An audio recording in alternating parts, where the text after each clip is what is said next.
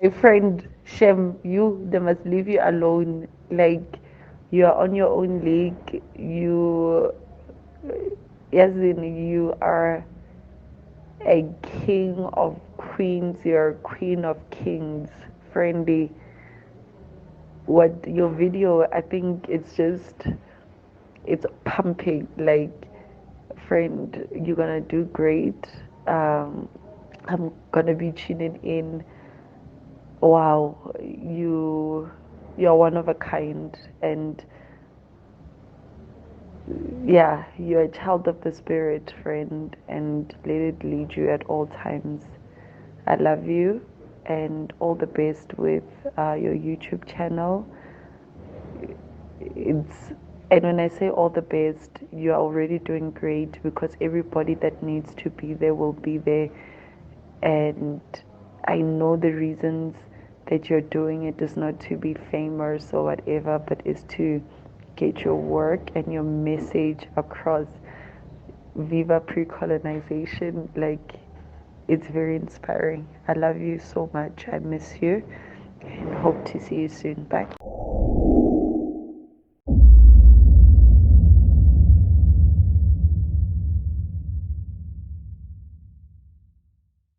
Hey guys, thank you once again. So, seeing that you guys have followed, the story and see how we came about the Slave's Truth. So, the Slave's Truth is a collection that, about 4 years ago, 3 years ago, when I was going back to the village where my ancestors are from, I went for my, spiritual awakening process, and I was at home for like a year, and obviously having to redefine, heal, unlearn, and become. There's so much of myself that I've learned. Sometimes we don't realize how much we carry because we hear so much voices of what our potential is and who we are. And like one old statement is really, when you don't stand for something firm, you definitely will fall for anything. And I think my truth is probably the only thing that I have, and that's why I am sharing this with you guys. The slave's truth to me is, if I had one opportunity in life and I had one thing to do, if it was anything, I probably would want to share my story. The objective is probably just to inspire another child that feel that they're not good enough and that's not worth it. And I mean, Africa for me has been the greatest inspiration to let my voice be heard. And so the Slave Truth collection is a concept that has already been there, but I think lockdown probably happened, and that's why when it comes out now, it is a very physically painful process. I'm going through a lot of spiritual things at this moment. That's why I'm probably just back in my cocoon, and I understand because the work that is for me is extremely important. So the spirit dead is the first character that I came up with because of my relationship with my own dad. I always say we might not have a common cute relationship with my father. I was raised by myself, by friends, by family, predominantly by the support of friends who had always made me believe in myself more. And I think there was always a yearning for my dad to be there for me in one way spiritually, because when I lost my mom, I only had my dad, and I kind of depended on my dad for that, for his spiritual comfort and nurturing. And then when I don't know, for a lot of people in the industry, it's really difficult to make it. But I always feel it's because Johannesburg wants you to scream, the industry wants you to scream. But if you all scream the same voice, nobody's ever going to notice you. And for me, it was always about scream the voice that you carry gift, so that you can never be compared to a Hulu, it's not to a shop, right? Because you are just your own. And that for me was important. But when it came to this costume, it felt so playful because it was all fantasy, it was very imaginative. I would definitely wear this stuff, but it was very imaginative. So I had imagined a spirit daddy, like a spirit leader that was never colonized, that lived decades and decades and decades and years and millenniums. And they've learned so much from the pain of others. They've healed so many people around them, but they've been healed in the process. And I think that is really just Ubuntu. That's really how we heal each other as African people. And Spirit Daddy was this imaginative character.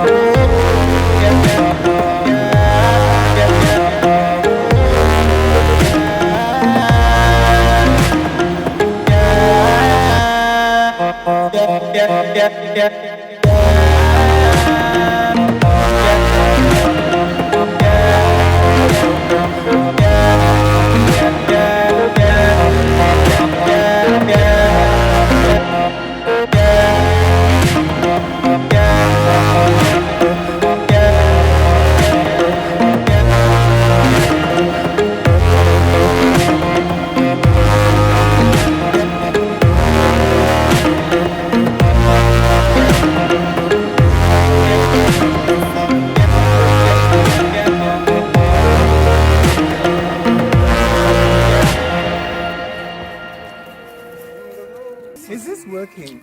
It's everything on the frame is working except Gift that just guy. came in. I'm so sorry.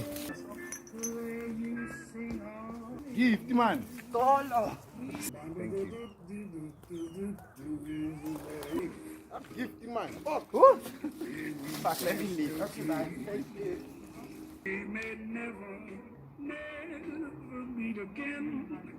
So to take you guys a bit through, when it came to this is an actual one piece. This is a one piece. Some would call it a neck piece. This is just one piece, which I feel is like the regalia of the Spirit King.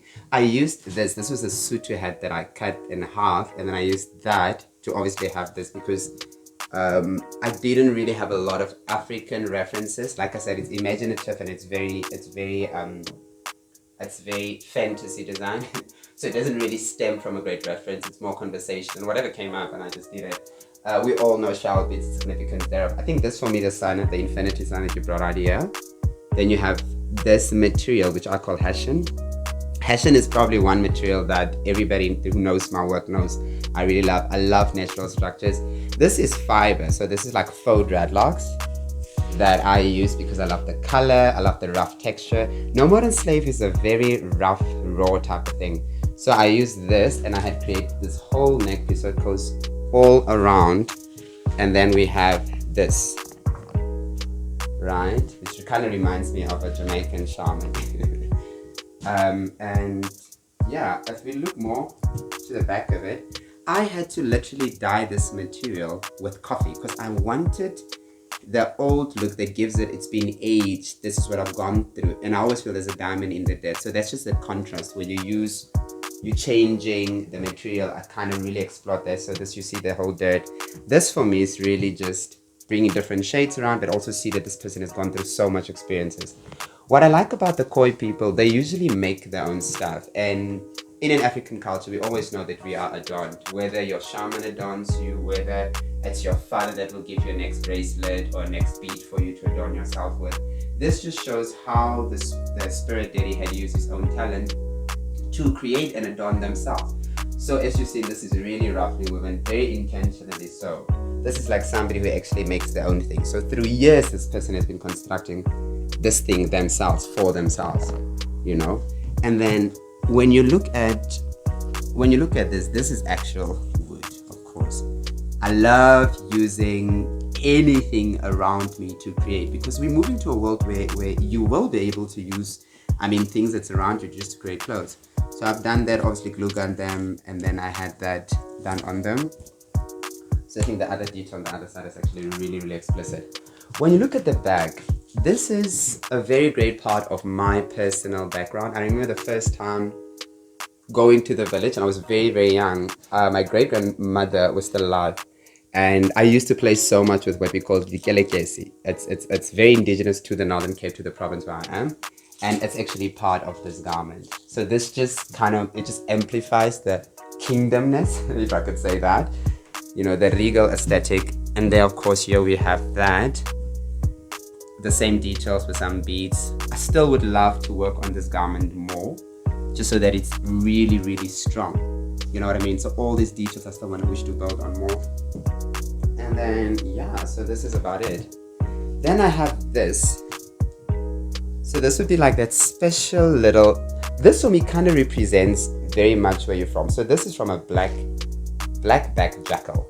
And I know the Khoi people, which I am, and then Baswara and Tswana people use a lot of this, and I'm sure it means something. So if anybody knows, actually, you can just comment and let me know what the significance of blackjack is. I mean, I got something like that also from my grandfather that I've used, to wear as accessories. So this probably will just show strength of spirituality, and yeah.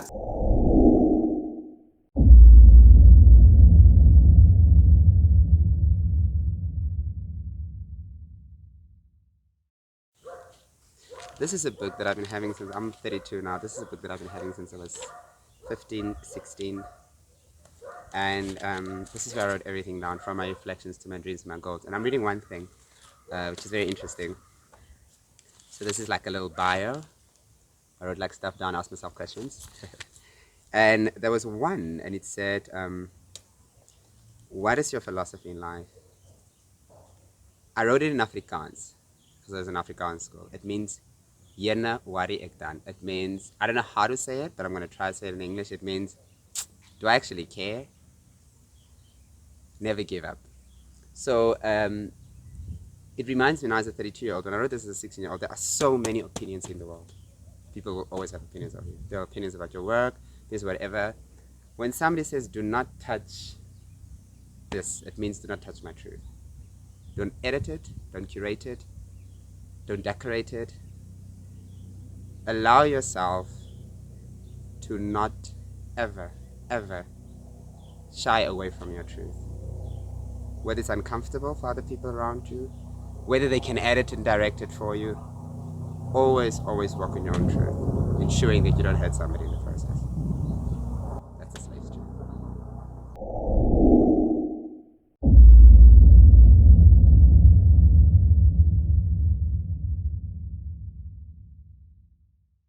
Am I on one of the footages? Like now. Because I see you've been passing me.